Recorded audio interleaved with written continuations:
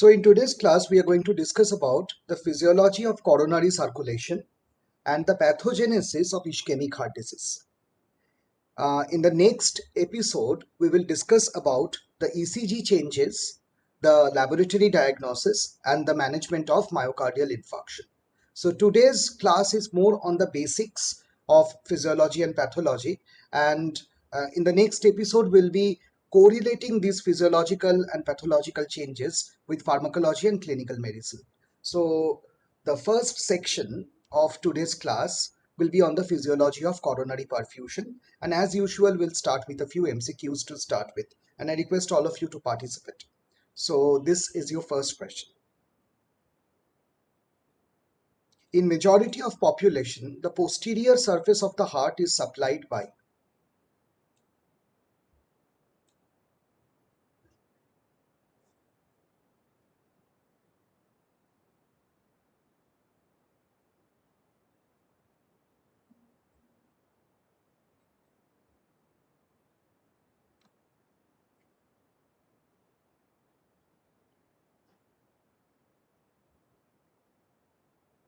The next question, the inner how many millimeters of endocardial surface can obtain significant nutrition directly from the blood inside the cardiac chambers?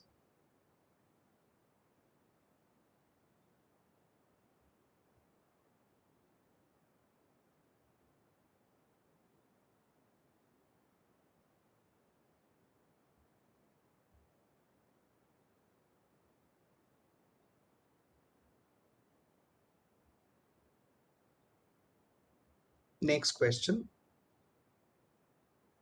other than coronary circulation, physiological shunts are present in which circulatory bed?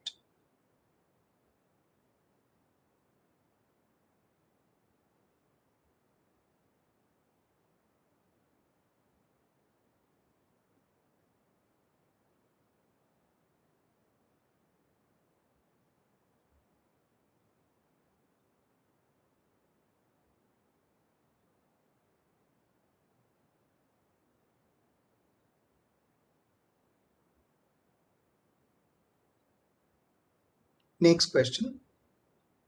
All are major determinants of cardiac oxygen demand, except which one?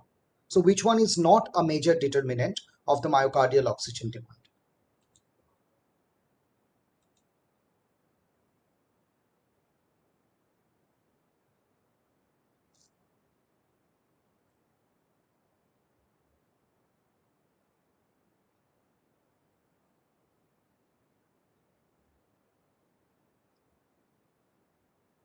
And the last question for this section, which of the following conditions can cause angina?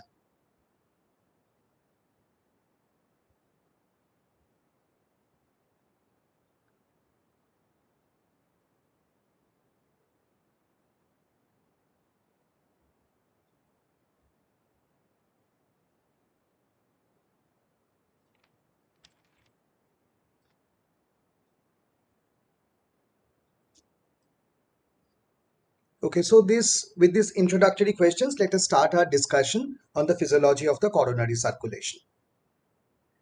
There are two main coronary arteries, the left coronary artery and the right coronary artery, and they along with their branches supply the different parts of the heart.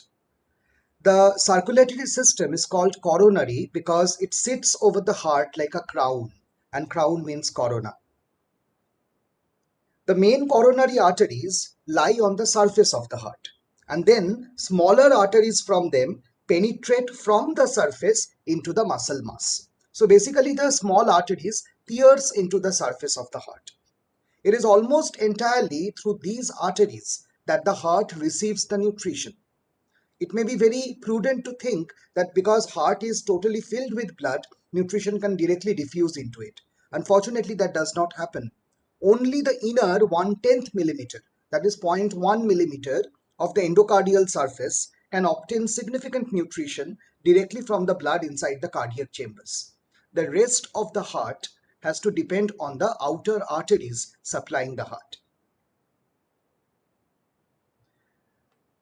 Now, the pattern of coronary circulation differs in different people, as we shall see. But considering the majority of the population, in about 90% of the population, the left coronary artery supplies mainly the anterior and left lateral portions of the left ventricle. And the right coronary artery supplies the right ventricle as well as the posterior part of the left ventricle. So the right part and the posterior part is supplied by right coronary artery. The left part and anterior part is supplied by the left coronary artery, although the patterns can be slightly different in other people. There is a phenomenon known as dominance of the coronary arteries. In about 50% of the population, maximum portion of the myocardium is supplied by the right coronary artery. So they are said to be right dominant. In about 20% of the population, the left coronary artery supplies more percentage of myocardium. So they are said to be left dominant coronary circulators. And in 30%, right and left coronary arteries supply almost equal amount of myocardium. Now, coming to how the coronary arteries divide into smaller arterioles and how the microscopic structure of the coronary circulation looks like. If this line represents the endocardium, assume that this whole white piece is the slice of the wall of the ventricle. Then, of course, on the endocardial side, we have blood. So blood is definitely present on this side, and the pericardium is present on this side. When the ventricle contracts, the pressure inside the cardiac chamber increases. And as the pressure inside the cardiac chamber increases, this pressure compresses the subendocardial arterial plexus. Relatively, the epicardial arteries remain more or less free. So the subendocardial plexus, being in direct contact with the blood, is more compressed compared to the surface of the heart or epicardial coronary artery. This is the reason why during systole, less blood normally goes to the subendocardial region of the heart. This is sometimes known as subendocardial crunching. And this also explains why most of the ischemic manifestations start in the subendocardium and then gradually progress outward. So the most vulnerable portion of the heart to ischemia is the subendocardial portion because the blood can directly press these arteries and occlude them. Another very interesting phenomenon is that these large arteries apparently do not have many collaterals. But as these large arteries start dividing into finer branches, we see collaterals are being formed. These collaterals normally do not operate much. They carry much less amount of blood because they are not needed. But when there is myocardial ischemia, there is opening up of the collaterals and they start uh, uh, supplying blood to the ischemic region to compensate for the loss of oxygen and nutrients. So the degree of collateral formation also affects how much will be the pathological effect in a person when a coronary artery is occluded. If the collateral formation is significantly good, then the chance of ischemia significantly reduces. Now, if we schematically represent the coronary circulation, you see that from the coronary arteries, small arterioles originate, and these small arterioles carry blood to the capillaries. Of course, the capillaries will now join to form veins. These veins mainly drain into the coronary sinus or the anterior cardiac vein, which drains into the right part of the heart usually. So this is a very routine circulatory system which is provided in this long axis of the diagram. But apart from these, there are some other connections in the circulatory system. Some coronary arteries or arterioles will communicate through vessels known as the arterioluminal vessels, the arteriosinusoidal vessels, and the Thebesian veins. These vessels either open on the left side of the heart or into all chambers of the heart.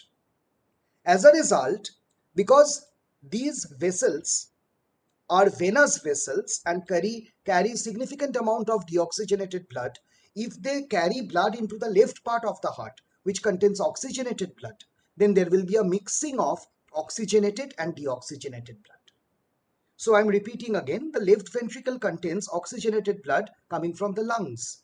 And if this venous circulation, including the Thebesian vein, ultimately drain into the left side of the heart, there will be an admixture of the venous blood with the arterial blood, with the deoxygenated blood and the oxygenated blood. As a result, under even normal circumstances, the calculated uh, oxygen tension or PO2, which is about 100 millimeter of mercury in arterial blood, actually becomes around 97 to 99 millimeter of mercury.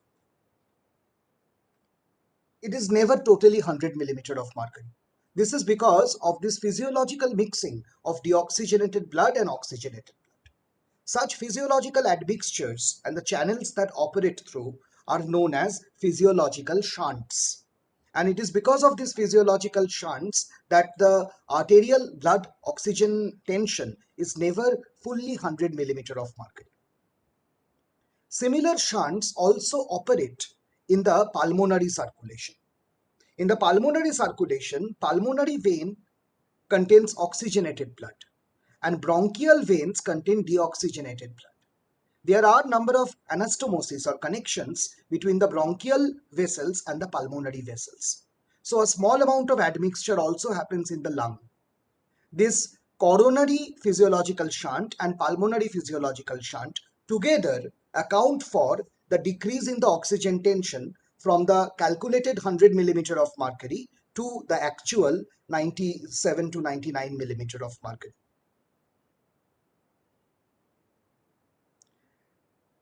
It is very interesting to see that coronary circulation does not operate like rest of the parts of the body.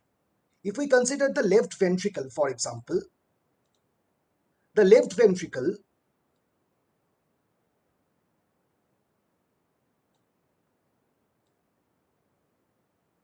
so let's assume this is the right ventricle and this is the left ventricle. Now, the coronary artery is a branch of aorta. So from the left ventricle, the aorta is originating.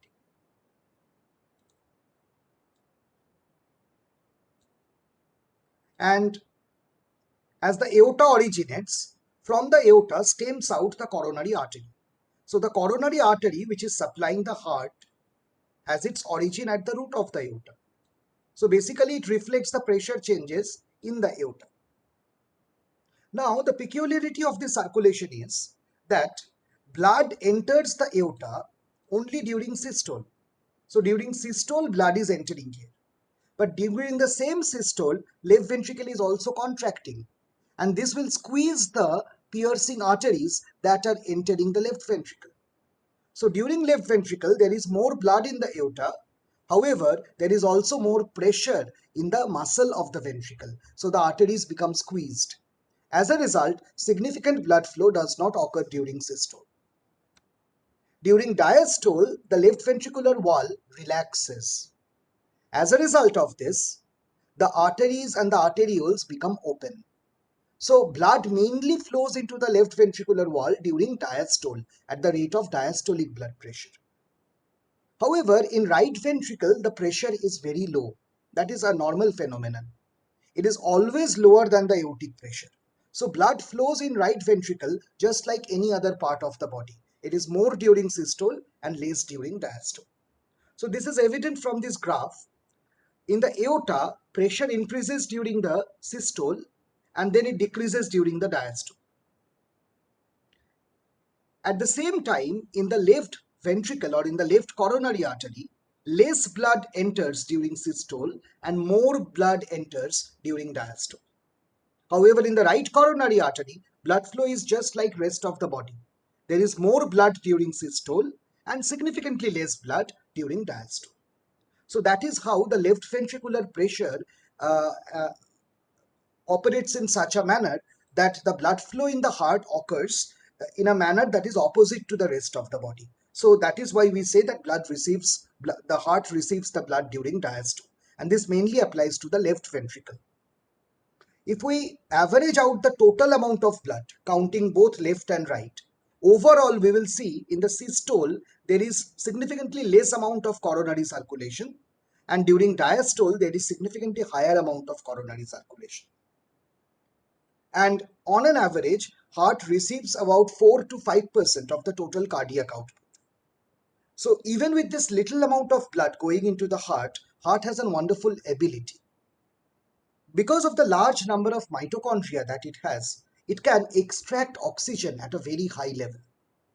So when blood enters with a lot of oxygen, like 20 ml oxygen per 100 ml of blood, it can extract normally up to 60 to 80% of the oxygen. And in terms of ischemia, it can extract 100% oxygen, leaving behind only pure deoxygenated blood to enter the vein. So the oxygen extraction ratio is very high in the myocardium. This also has consequences in the morphology of the acute myocardial infarction. Now, this is one very important graph that we have to understand coronary circulation and also the pathogenesis of ischemic heart disease. Please try to understand this graph carefully. We are plotting here pressure against time, and the time has been divided into systole and diastole, that is in units of cardiac cycle. The red line represents the pressure changes in the aorta, which is like the pressure changes in coronary artery. And the blue line represents the pressure changes in the left ventricle. We have already seen that during the systole, left ventricular pressure is high, so blood cannot easily enter. But during diastole, left ventricular pressure is low, so blood can easily enter. So assuming this fact that blood will flow from a high pressure region to a low pressure region, we can easily see from this graph that during systole, you can see the blue line is above the red line for most of the part. So the blood from the red line, that is coronary artery, cannot enter the blue line, that is the ventricle.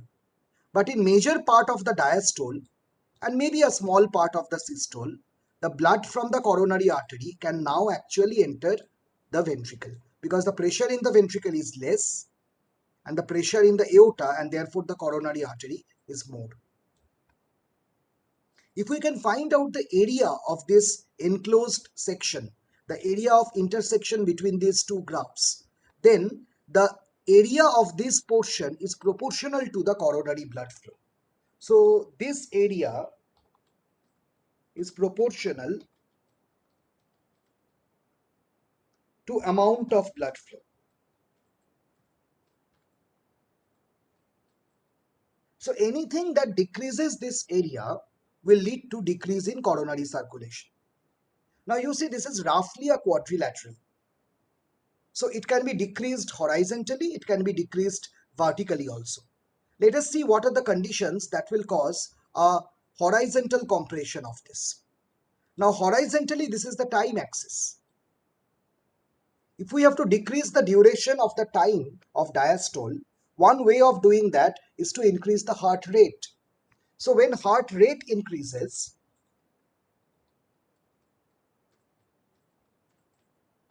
this causes decrease in diastolic duration.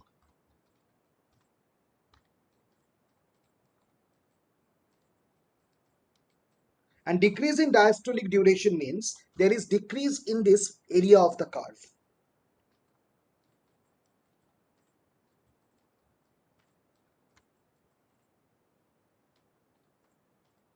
And that means there will be reduced coronary circulation.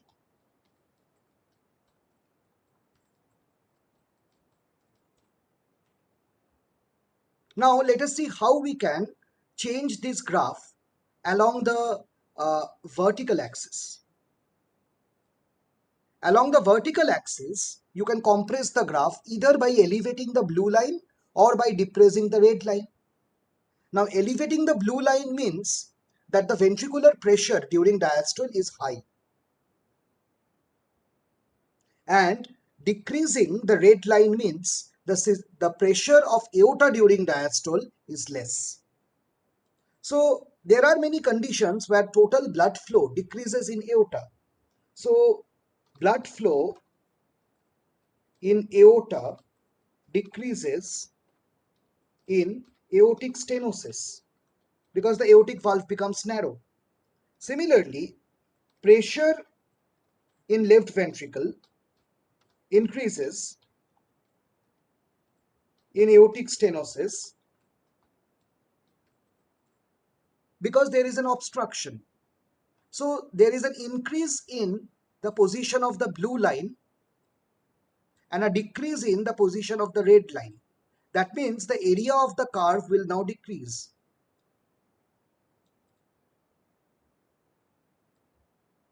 And this causes decreased area of this shaded portion,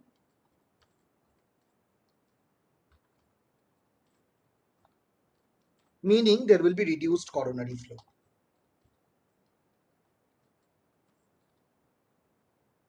In a similar manner, suppose a person has left ventricular failure.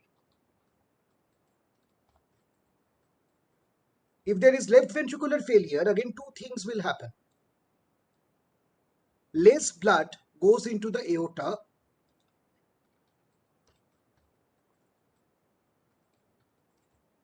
and the second thing to happen is there is more blood in ventricle because of congestion. In a similar manner, the aortic pressure decreases whereas the ventricular pressure rises.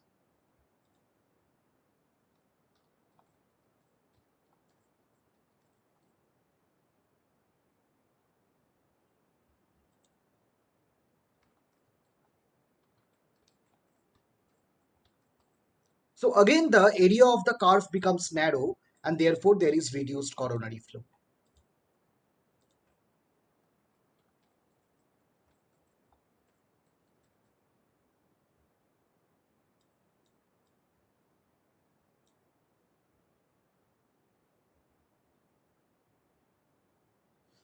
So Anona is asking a very interesting question, whether the pressure changes cause blood flow or blood flow causes the pressure changes.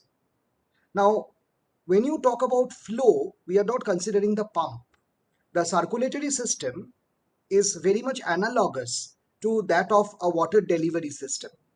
It has a pump to generate potential energy, and then the flow occurs along the gradient of the potential energy or the total fluid energy. Now, the heart is a pumping organ, so it generates the potential difference or the potential energy, which will then change into kinetic energy. And it is this flow of the blood that causes stretching of the wall, and this stretch is measured as pressure. So in terms of this definition, we can say the heart generates the flow and the flow causes the pressure. So I think then this is clear that in conditions like aortic stenosis, in conditions like tachycardia, and in conditions like left ventricular failure, even though there is no visible obstruction in the coronary artery, there can be reduced coronary circulation. So all these can be causes of angina.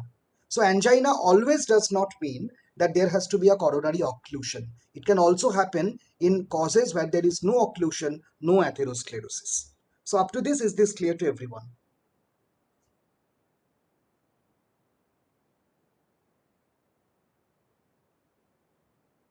So when we say stenosis, it always means narrowing of the opening, and regurgitation or insufficiency means abnormal opening of the orifice.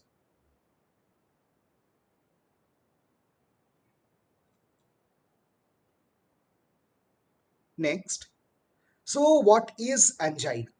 If we get into this question, angina pectoris is a chest pain or discomfort that occurs due to myocardial ischemia. The heart has sympathetic pain fibers. So the pain fibers are actually preganglionic sympathetic B type fibers. They are not the A delta and C type of fibers. So this is caused by imbalance between myocardial oxygen demand and supply, which means if the supply remains same but the demand increases, that will cause a decrease in myocardial efficiency, causing pain. Or if the demand remains same but the supply decreases, then also there can be angina. So this typically means that any mismatch between the demand uh, and supply of the oxygen will lead to angina pectoris. And we shall now see how such mismatches might happen.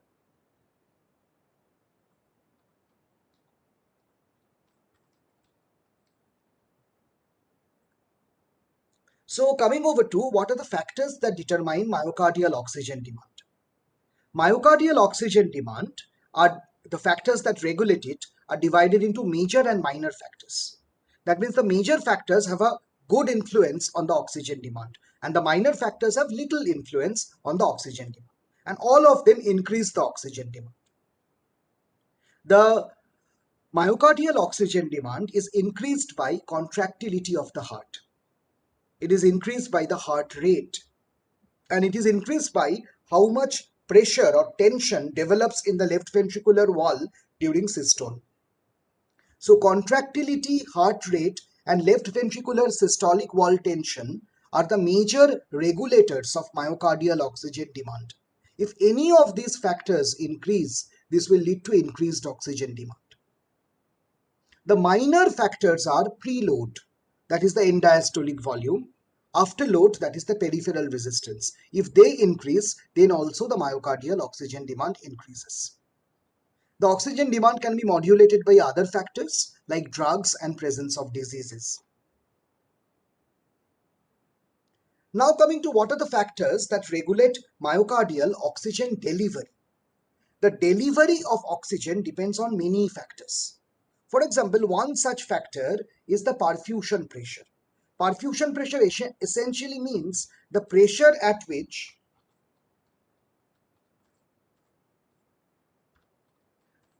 blood enters coronary capillaries. So the perfusion pressure depends on the pressure at which blood enters coronary capillaries. So if there is an obstruction to the coronary artery by atherosclerosis, perfusion pressure will decrease. If there is congestion of the vein or the coronary sinus in heart failure, perfusion pressure will decrease. And therefore, these can all be causes of angina. Second is the heart rate. The greater the heart rate, two things happen. One is the oxygen demand increases. And the second one is, that as heart rate increases, diastolic duration decreases. As diastolic duration decreases, so the total amount of blood flow into the heart also decreases. Third is the tone of the heart muscle. If the muscle is very tight, if it is under spasm, then the arteries are squeezed and therefore less blood goes in. If the muscle is relaxed, then there is a chance that the blood can easily flow inside because the arterial lumens will be open. This is also one reason why less blood flows during systole.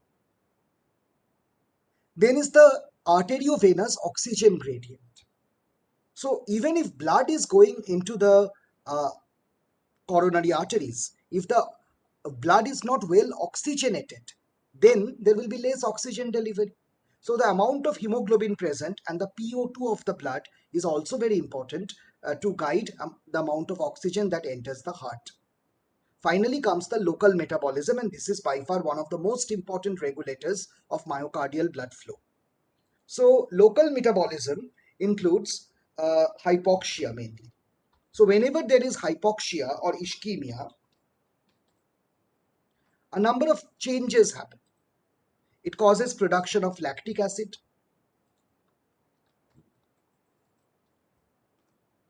and it also causes breakdown of ATP so that finally adenosine is produced. Both lactic acid and adenosine can cause vasodilation and stimulate the opening up of collaterals. And therefore, at least to some extent, this helps in improving the perfusion. So this helps in correction of the hypoxia to some extent. So these are the various important factors that regulate oxygen delivery to the heart. So now we have understood that there are some factors that regulate the oxygen demand of the heart, and there are some factors that regulate the oxygen delivery to the heart. A mismatch between the factors that cause increased oxygen demand and decreased oxygen delivery will precipitate angina.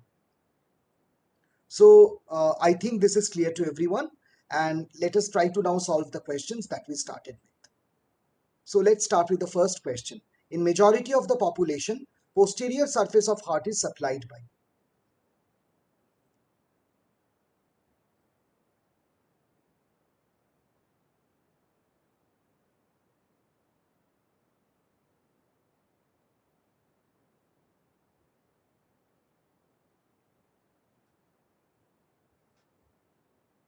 Wonderful. This is the right coronary artery.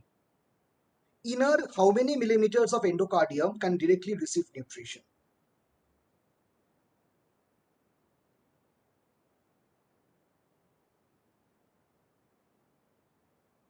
Very good. The answer is A, zero point 0.1 millimeter. Other than coronary circulation, where do you get physiological shunts?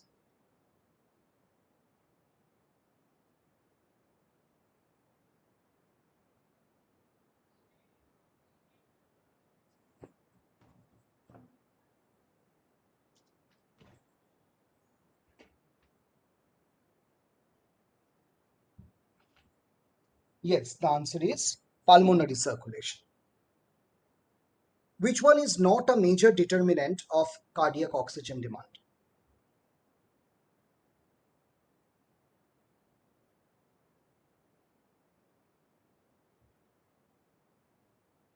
Very good. The answer is preload. Finally, which of the following conditions can cause angina?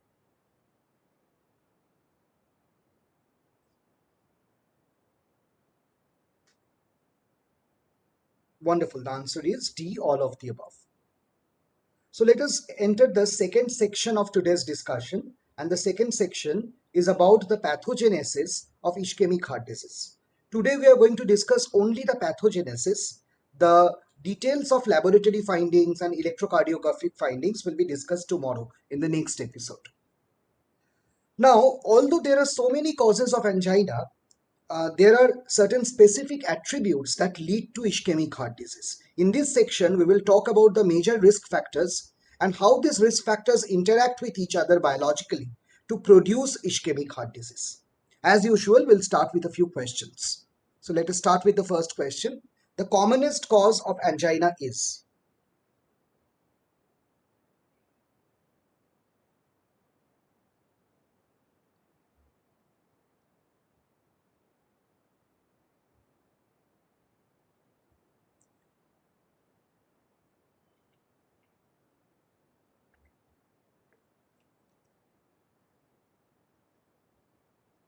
Next question. There is a hypothesis called response to injury hypothesis, and that explains the mechanism of atherosclerosis. So the response to injury hypothesis explains atherogenesis as which process? A degenerative process, an acute inflammatory process, a chronic inflammatory process, or a neoplastic process?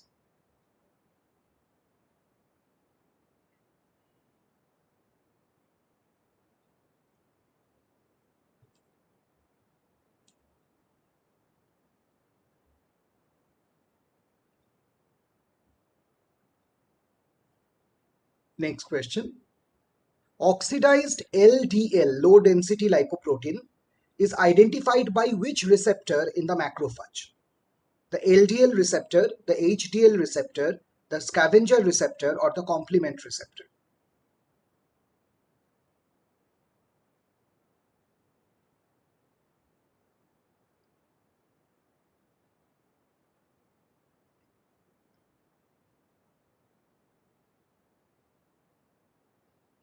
Next question.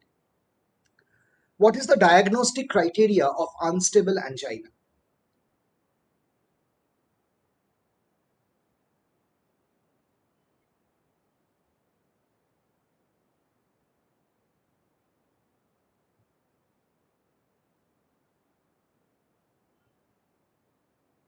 And the final question before we enter the discussion, you can see here a histological picture from a heart tissue from a patient who has suffered myocardial infarction. Now you can see I have specifically labeled one particular structure, a curved structure. So what is this curved structure? A viable muscle, a non-viable muscle, a nerve, or none of the above?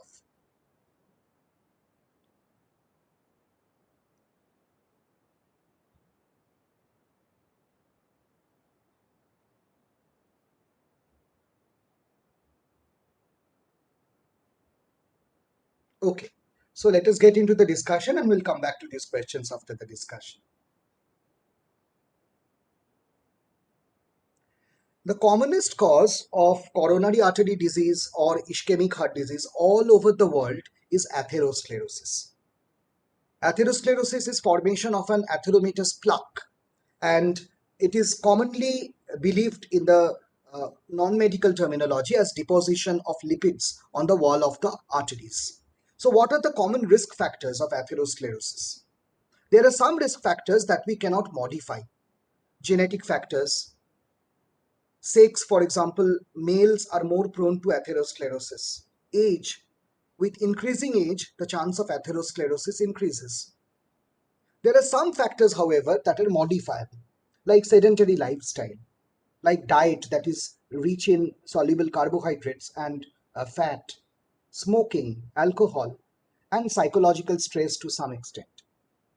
There are some factors that are partly modified, in a sense that there is a biological basis to this, so maybe permanent cure is not possible, but there are drugs and that can help in controlling the risk factors. They include obesity, diabetes mellitus, hypertension, raised cholesterol, raised triacylglycerol, nephrotic syndrome, which causes raised cholesterol, and hypothyroidism, which causes raised cholesterol. So these are partly modifiable risk factors. But how does a raised level of cholesterol or the presence of these factors ultimately lead to atherosclerosis? This was explained by the response to injury hypothesis. The response to injury hypothesis hypothesized that all these factors like smoking, hypertension, etc., injures the wall of the blood vessel by some mechanism. And the injury causes inflammatory cells like monocyte to enter. At the same time, it also causes entry of oxidized LDL into the inner layer of the arteries. The monocytes phagocytose the oxidized LDL by a special type of receptor called scavenger receptor B1 or subtypes of that.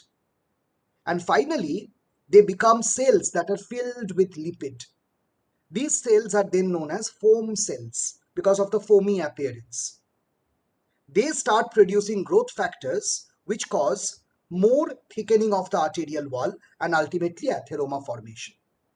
Now let us write a flow chart to explain this so that it is easy to understand. So I am repeating the whole thing in a flow chart. So we are now discussing the response to injury hypothesis.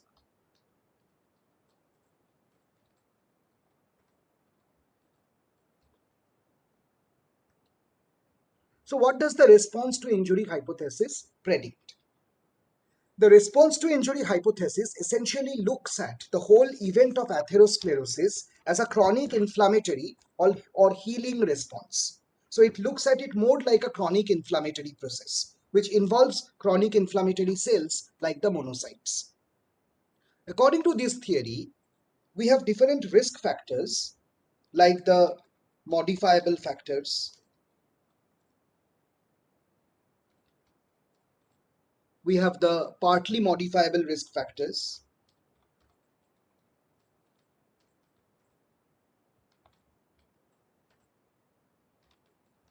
And we have the non-modifiable risk factors.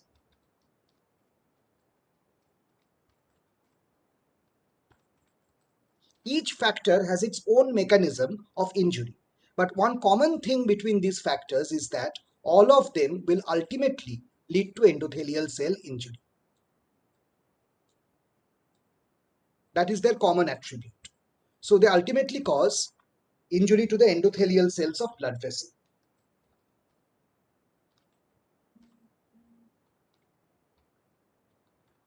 And we are predicting here that atherosclerosis happens as a response to this injury. Once the endothelial cells are injured, a number of changes will happen. One important change that happens is whenever endothelium is injured, as part of the hemostasis, there is attachment of platelets.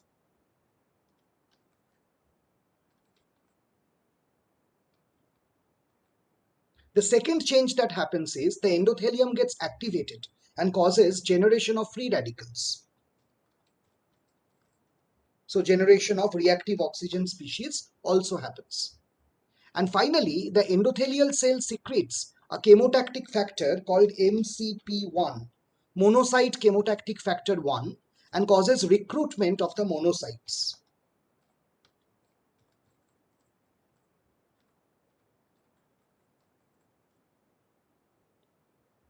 Now, these free radicals have a high affinity for LDL circulating in the blood. So it causes oxidation of the low density lipoprotein. The LDL that was circulating in the blood gets oxidized. And recruitment of the monocyte is also followed by activation of monocyte. So monocytes also enter the injured area. So monocyte enters vessel wall, and monocytes tend to have a high affinity for eating waste products like oxidized LDL. So the monocyte, which is now called a macrophage, because when monocyte is circulating in blood, it is called monocyte. When the same cell enters the tissue, it is now called a macrophage. But they are the same cell. So I will now call the monocyte as a macrophage. So the macrophage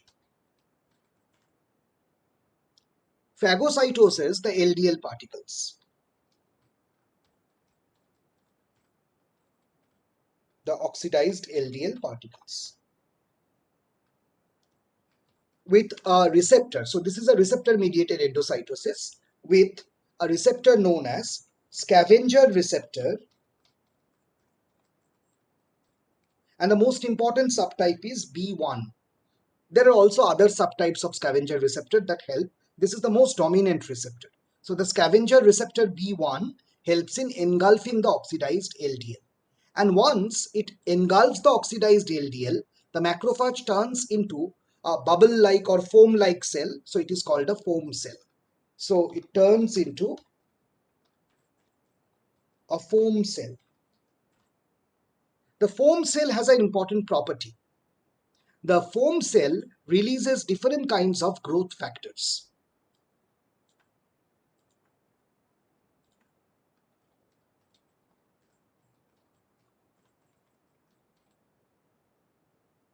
And the platelet, if you see the physiology of platelet, also releases growth factors like the platelet derived growth factor. And ultimately, these growth factors will lead to hypertrophy of the vascular smooth muscle and fibrosis.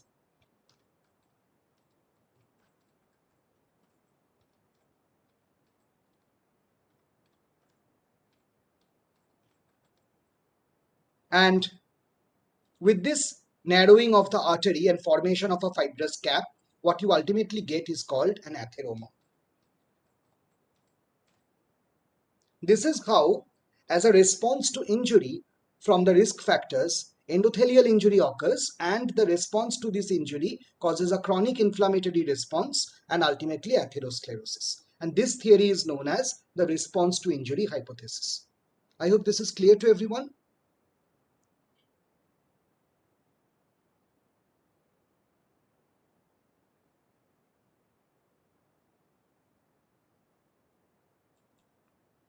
Okay. Now see, this is how an atheroma looks like. This is the wall of the vessel. So this is the outer adventitious layer, the inner smooth muscle layer, which has undergone hypertrophy, and the innermost endothelial layer or intima. Below the intima, you can see there is also smooth muscle hyperplasia and a core of lipid debris, which are oxidized LDL. And you can also see macrophages filled with fat, and these are the foam cells. These foam cells release growth factor that cause further thickening and fibrosis of this atheromatous plaque. This white portion on the atheroma is made of fibrous tissue and it is known as fibrous cap. If the cap ruptures, then these lipids will go out, and these lipids have high tendency to cause coagulation. So if the upper fibrous cap ruptures, there will be intravascular coagulation. This is an actual histological diagram of cross-section of an artery with atheroma. So the portion that is called C is actually the atheromatous core. It has the lipids, that is why it has taken less stain. The F is basically the fibrous cap, the blue portion. So in a Mason's trichrome stain, collagen takes blue color and muscle takes pink color. So the pink one is hypertrophied smooth muscle. The blue portion is collagen or fibrous cap, and the C is the lipid core that contains the oxidized LDL. As an atheroma evolves, it changes its morphology. So it usually starts as a fatty streak, a small line of fat, then into a larger one, which is called fibrofatty plaque, then into a much bigger one, which is uh, so vulnerable that it can rupture anytime. That is a vulnerable plaque. From here, the problem starts.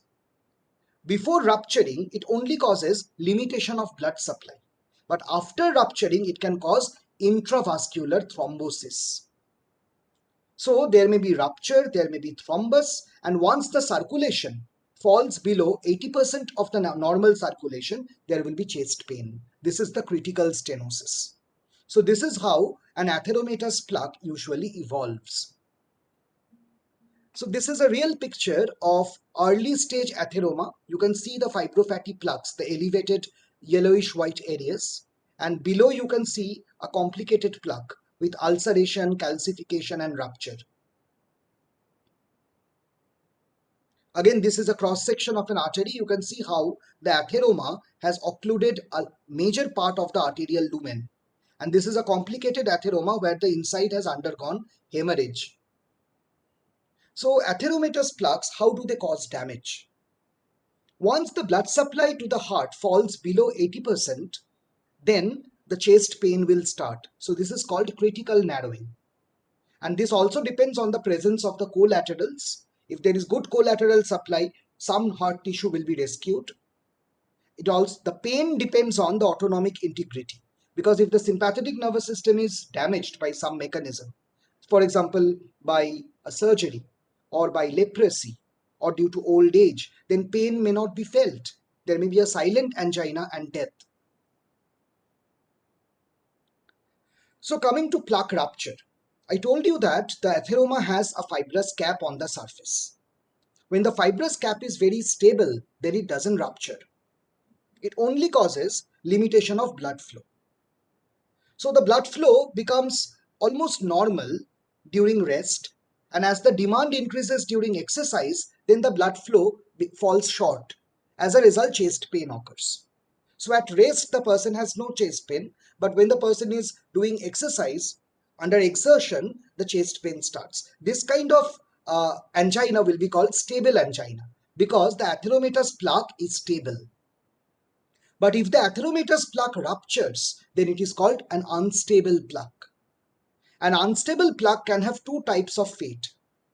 It can temporarily clot and then resolve, leading to about 10 or 20 minutes of intense pain. That is called unstable angina. Or it can stay in the lumen and cause permanent necrosis of the heart muscle. This is called myocardial infarction. So ultimately, it is the nature of the plaque that determines what kind of damage the heart will undergo. So in simple words, coronary artery disease can present as stable angina. Here there is no plaque rupture, only a limiting stable occlusion. It can present as unstable angina, where there is plaque rupture with transient incomplete occlusion, or as myocardial infarction, where there is plaque rupture with complete occlusion and tissue necrosis.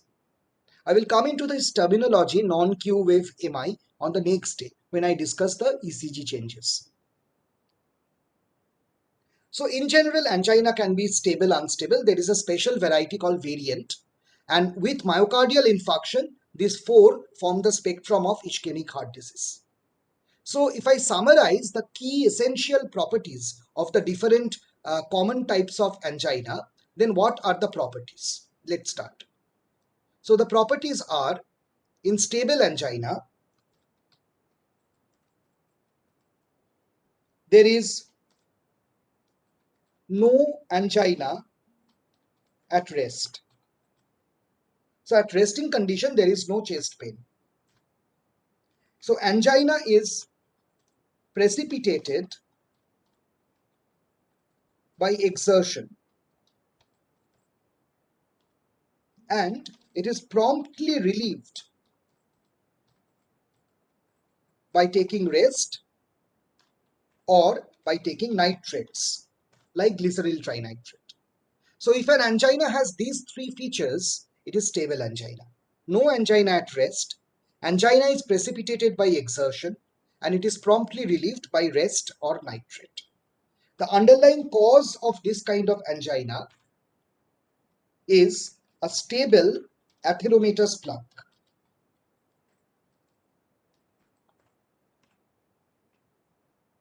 Now comes unstable angina.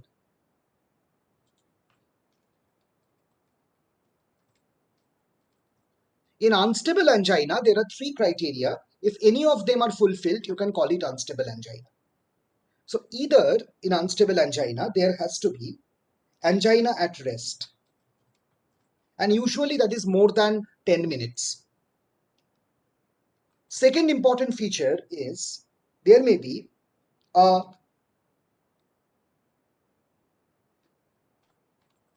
severe onset of angina. So maybe it is angina for the first time, but it is of severe onset. By severity, angina is sometimes classified. So just like breathlessness, the New York Heart Association has scoring system for angina, and they are very similar. We also have a similar scoring system by the Canadian Cardiovascular Society, known as the CCS classification. So when we say severe, we mean grade 3 or above. So grade 3 or above angina is known as severe onset angina, or a progressively worsening angina.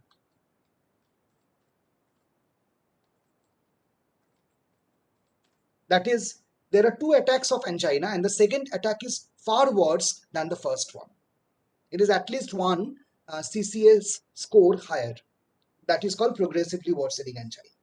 The cause of this is assumed to be rupture of unstable plaque,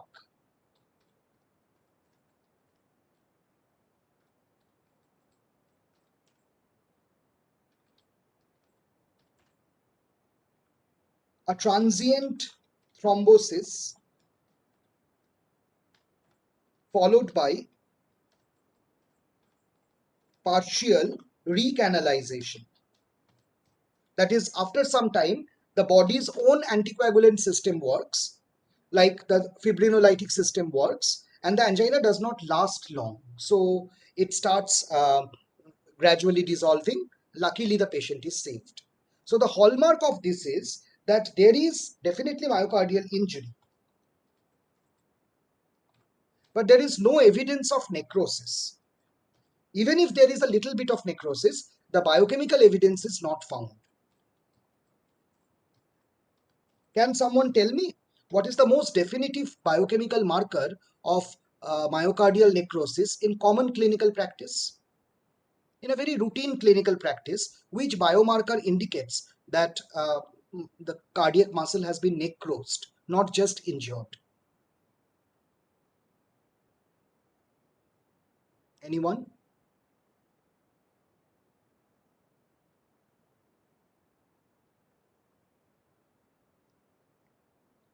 An important biomarker of necrosis is creatine kinase MB. Cardiac troponin is a small protein, so it can come out even in some degree of non-necrosis injury. But necrosis is definitely needed for the creatine kinase MB to be positive. That is why in unstable angina, CKMB is always negative. If it is positive, we cannot call it unstable angina.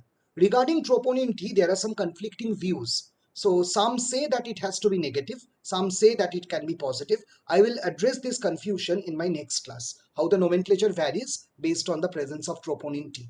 But what should be definitely not present is the CKMB. Now we come to variant angina. Variant angina is a peculiar kind of angina, and it is not directly related to atherosclerosis. It is caused by sudden vasoconstriction of coronary vessels. The cause of vasoconstriction is not understood clearly. The cause may be some abnormal calcium current in the smooth muscle. And because this is the proposed cause, one of the treatment for this is giving calcium channel blockers. So calcium channel blockers are often used for the treatment of variant angina. Now, with an exposure to the common three types of angina, we have to now see how myocardial necrosis damages the myocardium and ultimately the heart loses functionality.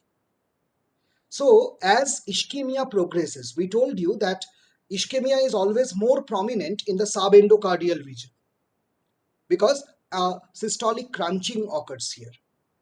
So always ischemia starts in the inner part of the heart. It is called subendocardial ischemia or subendocardial necrosis. And gradually that progresses to the whole thickness, which is a transmural or full thickness infarction. So this is usually the progression of ischemia. If you see this cross section of the heart, see there is a hypertrophied left ventricle. This is the lumen. And on the wall, this wedged area, this pale area is the area where there is no blood. This is the infarcted area. This is the area of myocardial infarction. If you see under the microscope, you see that most of the cardiac muscles do not seem to have nuclei. So they are all gradually degenerated. Some of them do have nuclei. Maybe they are the living ones. The violet dots that you see in between, these are all neutrophils. They have accumulated as part of the acute inflammatory response. But what is very interesting is sometimes you see such curved lines. These curved lines in different parts of this slide, they are known as wavy cardiac fibers. And a wavy fiber, particularly if it doesn't have nucleus, always means it's a dead fiber. So the wavy cardiac fibers indicate non-viable fiber or dead tissue.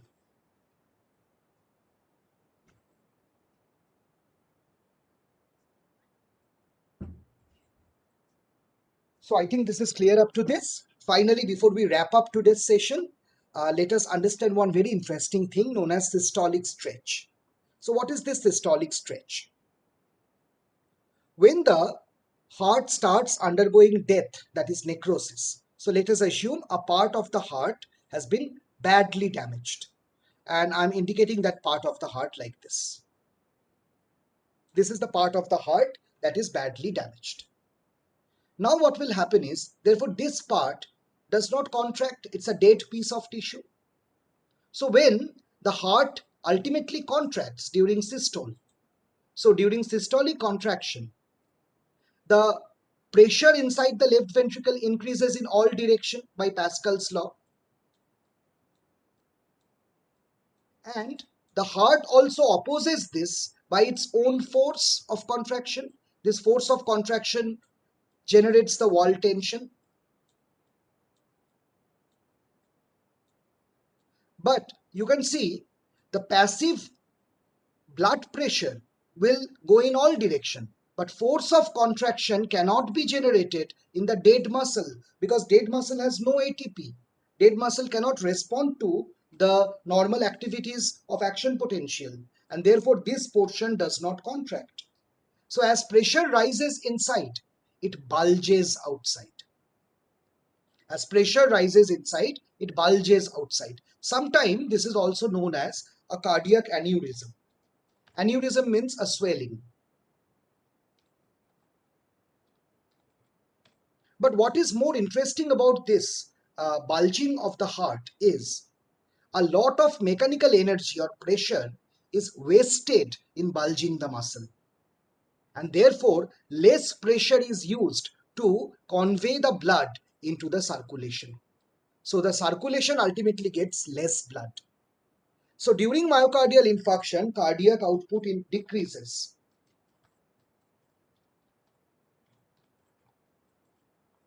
And the reason for decrease in cardiac output is one, myocardial dysfunction because the tissue has been damaged. Two, because there is a systolic stretch. And third, also because there is ischemia and therefore no oxygen for generating ATP. So the myocardial infarction alone does not explain the reduced cardiac output. It is also due to the systolic stretch that wastes a lot of the pressure by bulging the wall of ventricle instead of forcing the blood out of the aorta. So is it clear to everyone?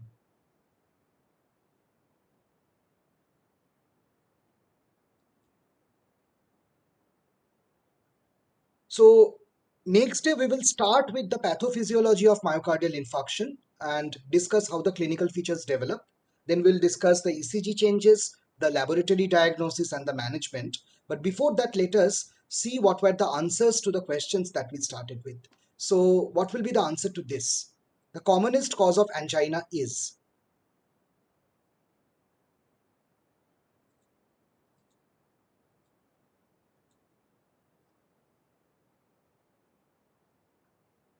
Yes, the answer is B, coronary atherosclerosis. Response to injury hypothesis explains atherogenesis as?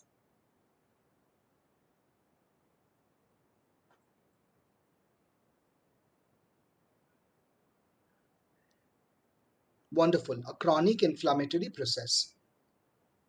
Oxidized LDL is identified by which receptor?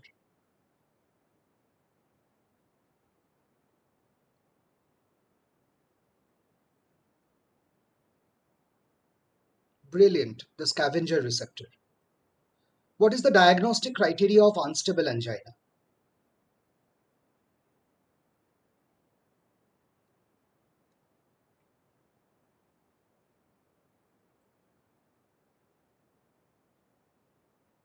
Yes, the answer is all of the above. And what does this labeled part of the heart signify?